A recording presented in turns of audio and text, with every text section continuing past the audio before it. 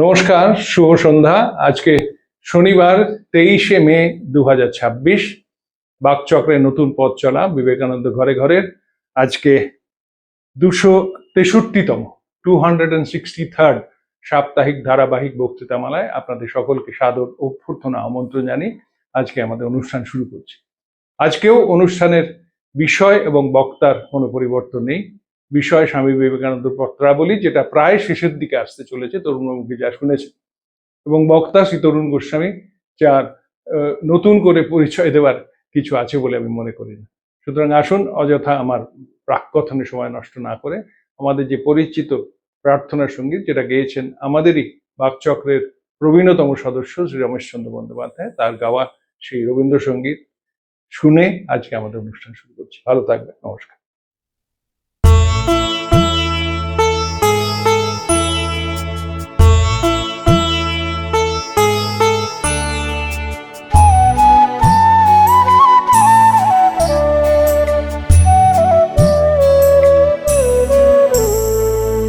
তোমারে করিয়াছি জীবনের ধ্রুবতারা, এ সমুদ্রে আরো কবু হব না গো পথোয়ারা।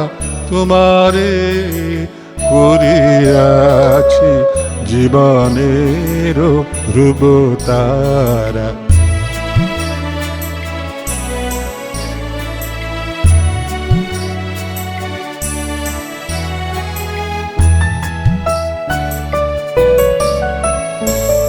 যেথায় আমি যাই না গো তুমি প্রকাশিত থাকো, যেথায় আমি যাই না গো তুমি প্রকাশিত থাকো।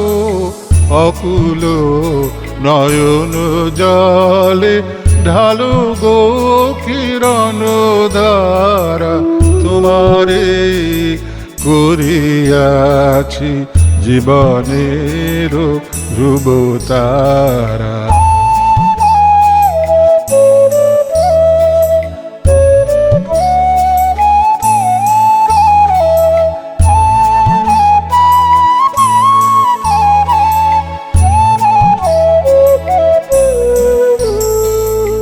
তব মুখ সদা মনে জাগিতেছে সঙ্গপানে, তিলেক অন্তর হলে নাহিরি কুল কিনারা।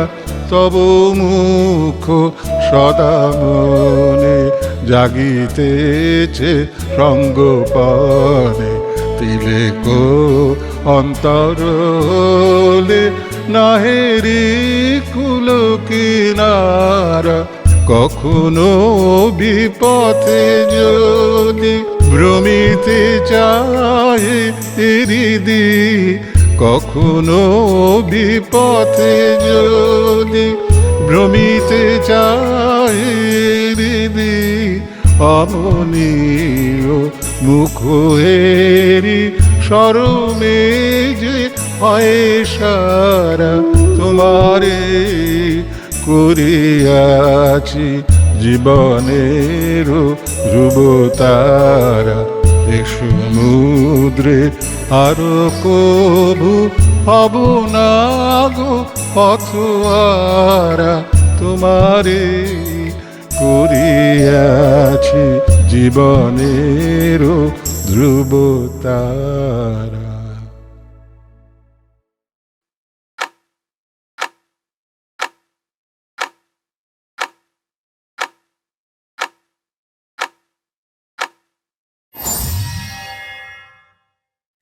সুধীবৃন্দ, মায়াবতী হিমালয় 15ই জানুয়ারি 1901, যাকে লিখছেন চিঠিটা স্বামীজি, এটা খুব গুরুত্বপূর্ণ চিঠি, স্টারডিকে লেখা।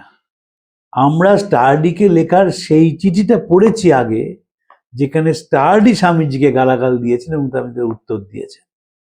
আজকে যে চিঠিটা, সেটা ভেঙে যাওয়া স্টারডিকে স্বামীজি লিখছেন। স্টারডির ওপর স্বামীজির ভীষণ বিশ্বাস ছিল। স্বামীজির শরীর চলে যাওয়ার পর স্টারডি মায়াবতী গিয়েছিলেন। এই প্রসঙ্গে একটু অন্যরকম লাগবে শুনতে, একজন বিখ্যাত দার্শনিকের কথা বলি, জর্জ সান্টানা। তিনি ইস্থেটিক্সের লোক ছিলেন, মহাপণ্ডিত। আমার মাস্টারমশাই অধ্যাপক দিলীপ কুমার রায়, তিনি সান্টানার ওপর পিএইচডি। জর্জ সান্টানা বলতেন, তিনটে জিনিস মানুষের জীবনটাকে ওলটপালট করে দেয়। একটা হচ্ছে চার্চ, মানুষকে ডগম্যাটিক করে। আর একটা চেয়ার, মানুষকে পাওয়ার ক্রেজি করে। আর একটা ওয়াইফ, মানুষের উপর ইভিল ইনফ্লুয়েন্স খাটায় সংসারীদের। চার্চ, স্বামীজির একটা চিঠির কথা উল্লেখ করি, শশীর ঠাকুরঘরকে আমার ভয়। ঠাকুরঘর খারাপ নয়, তবে ওটি অল ইন অল হয়ে গেলে মুশকিল। স্টার্ডি স্বামীজির প্রতি অত দুর্ব্যবহার করেছিলেন শুধু স্ত্রীর জন্যে। স্বামীজি বাড়িতে আছেন, স্ত্রী পছন্দ করতেন না। স্বামীজি লিখেছেন চিঠিতে, কি দিয়েছো আমাকে? তুমি তো লিখেছো আমাকে অনেক কিছু দিয়েছো, কি দিয়েছো? দিয়েছো ঠান্ডা আলু সেদ্ধ আর কিছু ঠান্ডা রুটি। স্বামীজি ইজি চেয়ারে বসছেন, ইজি চেয়ারটা ভেঙে গেল, স্বামীজির পেরেক ফুটে গেল হাতে। যন্ত্রণাটা ভাবুন, শুধু স্ত্রীর কথায়। পাশের ঘরে স্বামীজি রয়েছেন, স্বামীজিকে শুনিয়ে শুনিয়ে কথা বলছেন। ভাবার কোনো কারণ নেই যে এই রকম স্ত্রী আমাদের দেশে পাওয়া যায় না, সর্বত্রই এক। কারণ মনুষ্য চরিত্র সর্বত্র এক।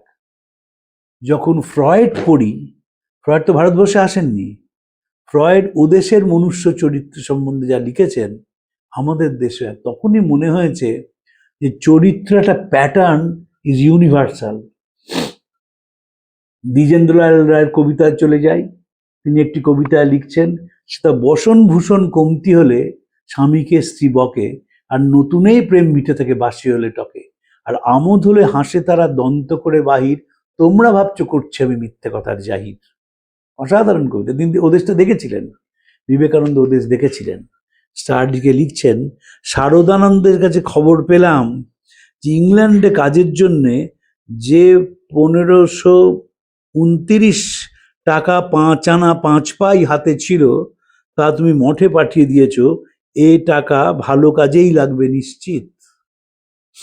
এই যে দক্ষিণদারির কায়স্থ, তাই লিখেছেন 5 আনা 5 পাই, টাকার অঙ্ক আনা পাইটাও লিখেছেন। স্বামীজি একদিন, স্বামী হেনরিয়েটা মুলার স্বামীজিকে বললেন, এই যে টাকা আমি মঠে দিচ্ছি তার হিসেব দিন। স্বামীর সঙ্গে সঙ্গে ব্রহ্মানন্দজিকে বললেন, তুই হিসেব দে রাজা, যা টাকা খরচ হয়েছে। শঙ্করীও মন্তব্য করেছেন যে স্বামীজি সেই মুহূর্তের জন্য ভুলে গিয়েছিলেন যে তার গুরু ভাই মঠের প্রেসিডেন্ট, তিনিও একজন সন্ন্যাসী। কিন্তু রাজা রাজ্য চালাতেন, স্বামীজি চাইতেন সবাই হিসেব রাখবে, উনি রাখতে পারতেন না। উনি চিরকাল বলতেন, আমি অঙ্কে কাঁচা, কিন্তু একেবারেই অঙ্কে হয়তো কাঁচা ছিলেন, কিন্তু টাকা না পাই হিসেবটা স্বামীজি বুঝতেন, নাহলে এই মঠ করা সম্ভব ছিল না স্বামীজি।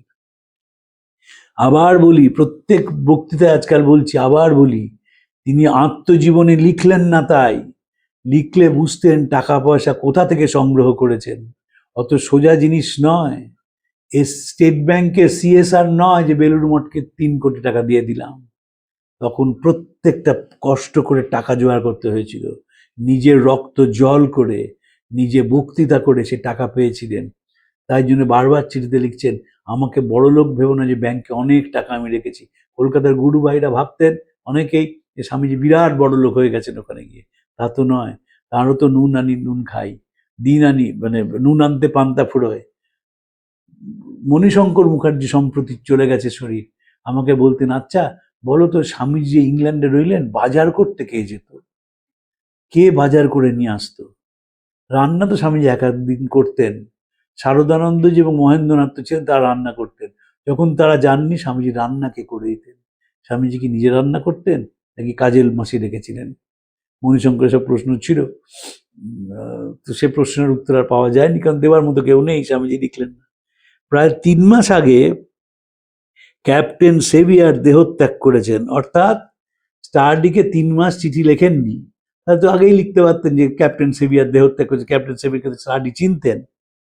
তাঁরা এই পাহাড়ের উপর একটি সুন্দর আশ্রম স্থাপন করেছেন, আর মিসেস সেবের ইচ্ছে তিনি আশ্রমটি সংরক্ষণ করেন। আমি এখানে তার সঙ্গে দেখা করতে এসেছি এবং হয়তো তাঁরই সঙ্গে ইংল্যান্ডে যেতে পারি। ওই একা ইংল্যান্ডে যাবেন, যদিও মিসেস সেবিয়ার আত্মীয়রা এসেছিলেন তাকে নিতে।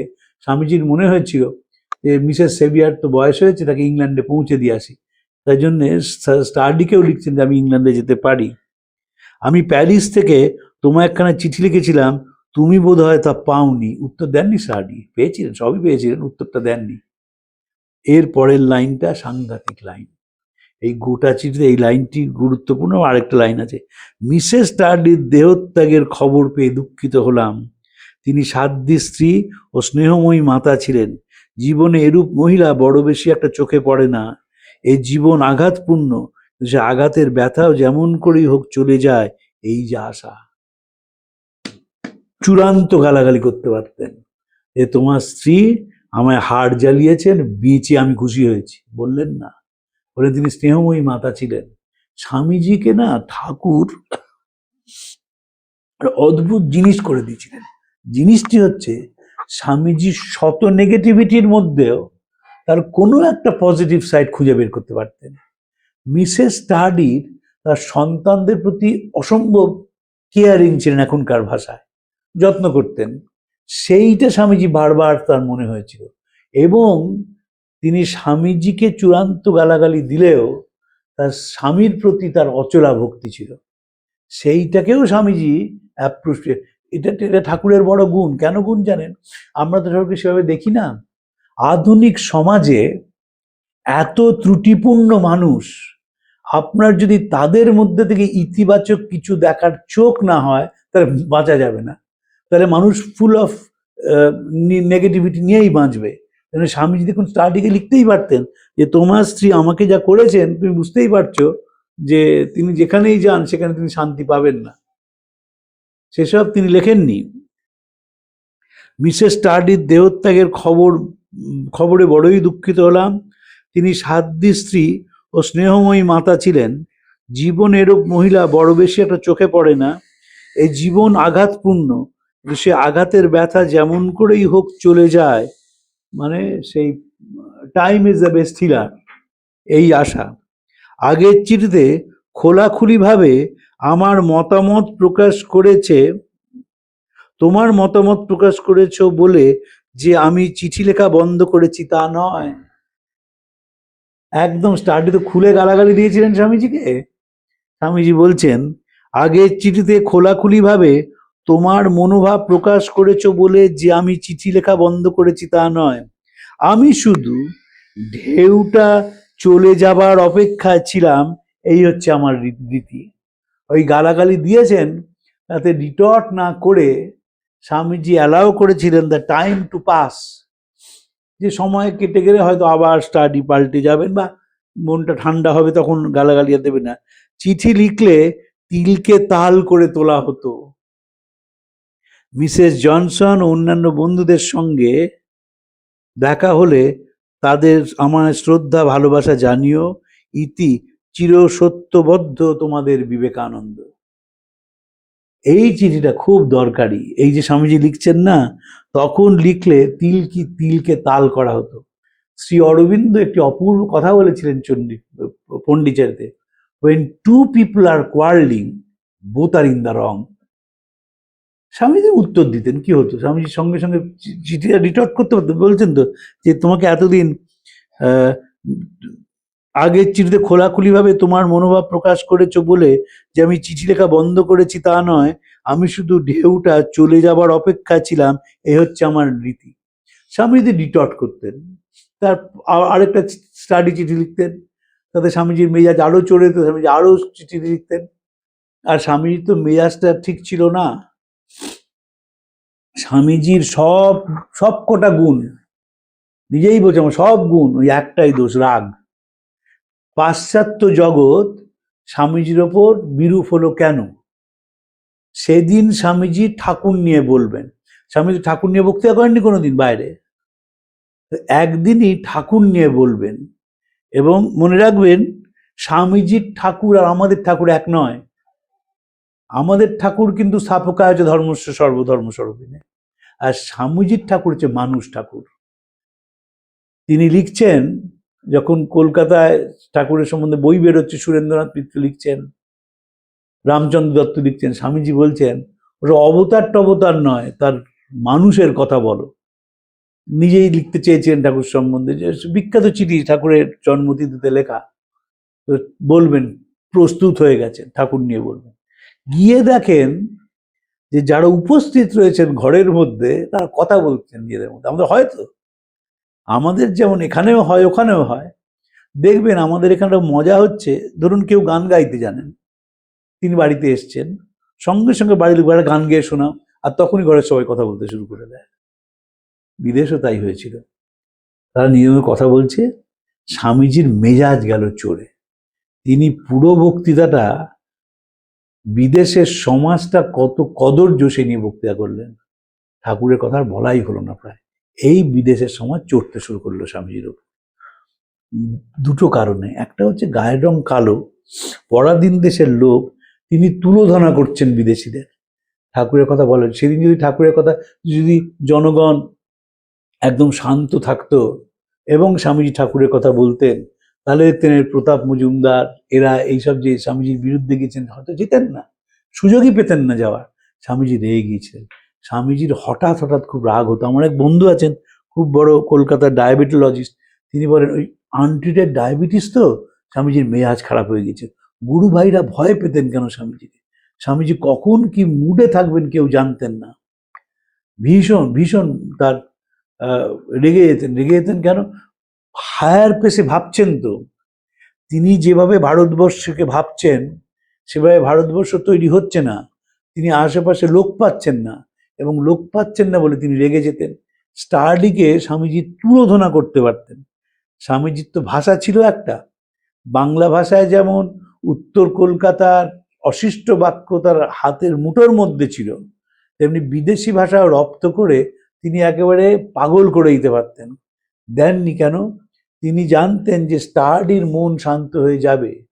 স্টার্ডির যে শুভক্ষণগুলো তিনি তার সাক্ষী ছিলেন, স্টার্ডি তার প্রতি আনুগত্য কেমন ছিল তিনি দেখেছেন, এবং স্টার্ডিকেই তার লেখা চিঠি, আমার কাজ হলো বেদান্তের শুষ্ক ভাবনাগুলোকে ভালোবাসা দিয়ে মোলাম করে তার সঙ্গে সুতীব্র কর্মের মক্সা মিশিয়ে যোগের পাকশালায় রন্ধন করে আমি এভাবে পরিবেশন করতে চাই যাতে কি শিষ্যতা হজম করতে পারে।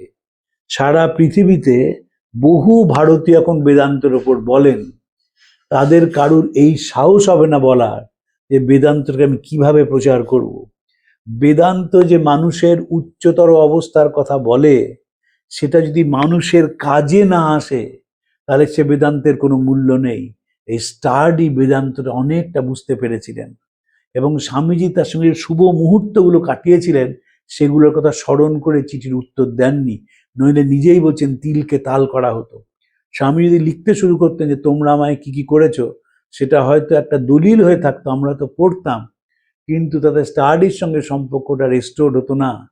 দুর্ভাগ্য আমাদের যে 1902 সালে স্বামীজি চলে গেলেন, তারপরে স্টাডি আসেন।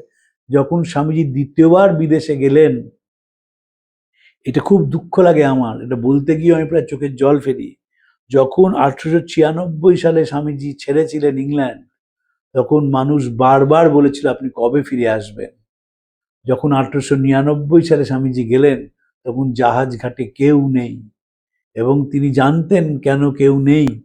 তা সত্ত্বেও তিনি বলতে শুরু করলেন যে নিশ্চয়ই গরমকাল, সবাই সমুদ্রের ধারে গেছে হাওয়া বদলের জন্যে। স্টাডি এলেন না স্বামীজির কাছে, দেখা করলেন না, এবং এই স্টাডি একসময় স্বামীজিকে নিয়ে কত জায়গায় বক্তৃতা করতে গেছেন। স্টাডির উৎসাহী গুডউইনকে পাওয়া গিয়েছিল। স্টাডির উৎসাহতে স্বামীজি জ্ঞান যোগ, ভক্তিযোগ, কর্মযোগ, রাজযোগ বক্তৃতা করেছিলেন। কি উৎসাহ স্টাডি! স্বামীজির মাথায় এই শুভ মুহূর্তগুলো খেলেছিল, তাই জন্য তিনি রিটর্ট করেননি। সেইখানেই স্বামীজির সঙ্গে আমাদের তফাৎ। স্বামীজি সময় মতো রাগটাকে রেস্ট্রেন করতে পেরেছিলেন। 1900 স্টাডি যখন আসেন তখন স্বামীজি দেহে নেই, কিন্তু স্টাডি কিন্তু বিবেকানন্দকে ভোলেননি, মনে রেখেছিলেন বিবেকানন্দকে। বিবেকানন্দের অন্তরের উদারতা, অন্তরের উষ্ণতা স্পর্শ করেছিল স্টাডিকে, এবং অন্তরঙ্গ বেশ কিছু চিঠি স্টাডিকে লেখা আছে। সেই চিঠি আমরা বাকচক্রে পড়েছি। স্টার্ডি স্বামীজির, ইটি স্টার্ডি স্বামীজির খুবই বন্ধু ছিলেন, কিন্তু তার স্ত্রী মারা গেলেন। সেই স্ত্রীরও দুটি গুণ স্বামীজি লিখেছেন, স্নেহময়ী মা এবং সাধ্যী স্ত্রী। তার স্বামীর প্রতি যে আনুগত্য সেটি স্বামীজি মনে রেখেছিলেন, তার ছেলে মেয়েদের প্রতি তাদের টান সেটিও স্বামীজি দেখেছিলেন, এবং ইংল্যান্ডে দেখেছিলেন। তো আবার বলি, তখন কিন্তু এখনকার মতো, এখন যেমন, এখন একটা খুব মজা আছে, আপনি মধ্যবিত্ত বাঙালির এমন কোনো পরিবার পাবেন না যেখানে কেউ না কেউ বিদেশে নেই আর কারুর না কারুর ডায়াবেটিস নেই, পাবেন না। এই দুটোই কন্টেজিয়াস ডিজিজ। কারুর না কারুর, কেউ না কেউ আছেই বিদেশে, এবং কারুর না কারুর ডায়াবেটিস আছেই। তো স্বামীজি যখন 1896 সালে ইংল্যান্ডে ঘুরে বেড়াচ্ছেন, তখন খুব একটা বাঙালি ইংল্যান্ডের রাস্তায় ঘুরে বেড়াতেন বলে আমার মনে হয় না, বেড়াতেন না। সেইখানে ইংল্যান্ডে মিশে যাওয়া, ইংল্যান্ডে থাকা, এবং চাকরি বাকরির জন্য নয়, ভারতবর্ষের কথা বলবার জন্য, ভারতবর্ষকে প্রচার করার জন্য তার স্টাডিরা সহায়ক ছিলেন। তারা স্বামীজিকে বলতেই পারতেন, দেখো তুমি তো কালো মানুষ, তোমার কথা শুনবো কেন? যে তিনজনকে একসঙ্গে সম্বর্ধনা দেওয়া হয়েছিল 1896 সালে, তারা দুজন দুটো ক্ষেত্রে কৃতী। একজন কাউন্টি ক্রিকেটে সর্বোচ্চ রান করেছিলেন, তার নাম কে.এস. রঞ্জিত সিংজি। সে তো কাউন্টি ক্রিকেট, সে তো সাহেবরা খেলে, সেই সাহেবদের খেলা তিনি সবচেয়ে রান করেছেন, তাকে সম্বর্ধনা দেওয়া হচ্ছে। এবং তিনি রাজার ছিলেন, তিনি রাজাই ছিলেন, এবং ইংল্যান্ডে তো ক্রিকেট খেলা হয়, সেইটা তিনি হায়েস্ট রান করেছেন, সম্বর্ধনা দেওয়া হচ্ছে। আরেকজন ইংল্যান্ডে তৈরি করা শাসন ব্যবস্থার পরীক্ষায় প্রথম হয়েছে, আইসিএস পরীক্ষায়। সেই আইসিএস কেন হওয়া? যদি এই দেশটাকে ভালো করে পরিচালনা করা যায়, সেই পরীক্ষায় প্রথম হয়েছে, তাকে সম্বর্ধনা আমি দিতেই পারি। কিন্তু তৃতীয় মানুষটি, তিনি বেদান্তের কথা বলতে এসছেন, তিনি ভারতবর্ষের ইতিহাসের কথা বলবেন, ভারতবর্ষের দর্শনের কথা বলছেন, তাকেও সম্বর্ধনা দেওয়া হয়েছিল। এই যে উদারতা ইংল্যান্ড দেখিয়েছিল, যা পরে দেখায়নি স্বামীজির প্রতি, সেইটি স্টার্ডিতে তাদের ভূমিকা ছিল। কিন্তু এই স্টার্ডিরাই বলতে শুরু করেন যে আসলে স্বামীজি যে বক্তৃতা দেন, ওখানে চুরির জলকানির শব্দই বেশি। অর্থাৎ মহিলাদের মধ্যে স্বামীজি জনপ্রিয়, পুরুষরা স্বামীজি খুব একটা পাত্তা দেন না। এবং এরা বলতে শুরু করে দুটো জিনিস, এক হচ্ছে যে কোনো প্রফেটের ডায়াবেটিস হয় না, প্রফেট কখনো মাছ মাংস খায় না। সাহেব, কিন্তু সাহেবরা কোনো বাঙালির মাছ মাংস খাওয়া নিয়ে কথা শুনে বলেছে, এ কোথাও পাবেন না, খায় না, এবং তার দেশে কোনো জনপ্রিয়তা নেই। যারা স্বামীজির বিরুদ্ধে ইংল্যান্ডে কুৎসা করেছিল, স্বামীজি ভারতবর্ষে ফিরে আসার পর, স্টাডি তাদের মধ্যে একজন। এবং আমার ব্যক্তিগতভাবে মনে হয় এই পুরোটাই তাই স্ত্রীর ইভিল ইনফ্লুয়েন্স। এমনভাবে স্ত্রী ইনফ্লুয়েন্স করেছিলেন স্টাডিকে, আমরা তো তার সাইকোলজিক্যাল প্যাটার্নের টেস্ট করিনি। অনেক মানুষ গৃহশান্তির জন্যে সামাজিকভাবে এমন কিছু ব্যবহার করে, সেই ব্যবহারটা সমর্থনযোগ্য নয়, কিন্তু গৃহশান্তিটা একটি বড় জিনিস। হয়তো স্টাডি তাই করেছিলেন, কিন্তু স্বামীজি স্টাডির সব ত্রুটি ক্ষমা করে দেন এবং বলেন, আমি যে চুপ করেছিলাম, আমি ঝড়টাকে যেতে দিতে চেয়েছিলাম। তারপরে আবার স্বামীজিকে আর তো 1901 সাল, তো চিঠির সংখ্যাই কমে গেল, জীবনদীপও নিভে আসছে, স্টাডির সঙ্গে দেখাও হলো না কোনোদিন, দুঃখ লাগে সেখানেই। 1896 সালে যখন স্বামীজি দেশ ছাড়লেন, ভারতবর্ষে আসছেন, তখন কি উৎসাহ স্টাডির, আবার স্বামীর সঙ্গে দেখা হবে। সেই মানুষটির সঙ্গে আর কোনোদিন দেখা হলো না। 99 সালে দেখা হলো না। 1902 সালে স্বামীজি চলে গেলেন। কিন্তু স্টাডির চিঠিটা আমার খুব গুরুত্বপূর্ণ বলে মনে হয়, কারণ মিসেস স্টাডি চলে গেছেন, স্টাডিকে স্বামীজি লিখেছেন, এবং কেন স্বামীজি তাকে লেখেননি এতদিন, তারও একটা ব্যাখ্যা দিয়েছেন। রামকৃষ্ণ ভাব আন্দোলনে নিঃসন্দেহে স্টাডির একটা বড় ভূমিকা আছে। স্টাডিকে নিয়ে স্বামীজি গিয়েছিলেন প্রকাশকের কাছে, যে বইটি বেরিয়েছিল তার ডিজাইন স্বামীজি করেছিলেন। দুঃখের বিষয় এই, তখন যেহেতু প্রকাশকেরা মালিক, তার একটা কপিও আমরা পাই না। স্বামীজিও এদেশে সেই কপি আনেননি, হয়তো আনলেও হারিয়ে যেত। এক গুডউইনকে স্বামীজি দিলে সেটা রাখা হতো, সে বই আমরা দেখতে পারতাম, আমরা জানতে পারতাম স্বামীজি কি লিখেছেন ভক্তিযোগ সম্বন্ধে। স্বামীজি তো এগুলো বক্তৃতা, রাজযোগ, জ্ঞানযোগ, ভক্তিযোগ এবং কর্মযোগ, স্বামীজি বসে লেখার সুযোগ পেতেন, আমরা দেখতাম স্বামীজি কি লেখেন। একটি লিখিত বক্তৃতা আমরা পাই, পেপার অন হিন্দুইজম, যেহেতু লিখেছিলেন তার অন্তর্নিহিত দর্শন পড়ে আমরা চমৎকৃত হই। এতদিন পরেও যদি স্বামীজি বেদান্তের ব্যাখ্যা দিতেন, একটা লেখা আমরা পেতাম, তাহলে বুঝতাম যে কি অপূর্ব সে ব্যাখ্যা। আপনাদের নমস্কার জানিয়ে আজকে শেষ করছি। প্রাণারাম প্রাণারাম প্রাণারাম প্রাণারাম প্রাণারাম প্রাণারাম। কি যেন লুকানো নামে তাই মিষ্ট এত তব নাম প্রাণারাম প্রাণারাম।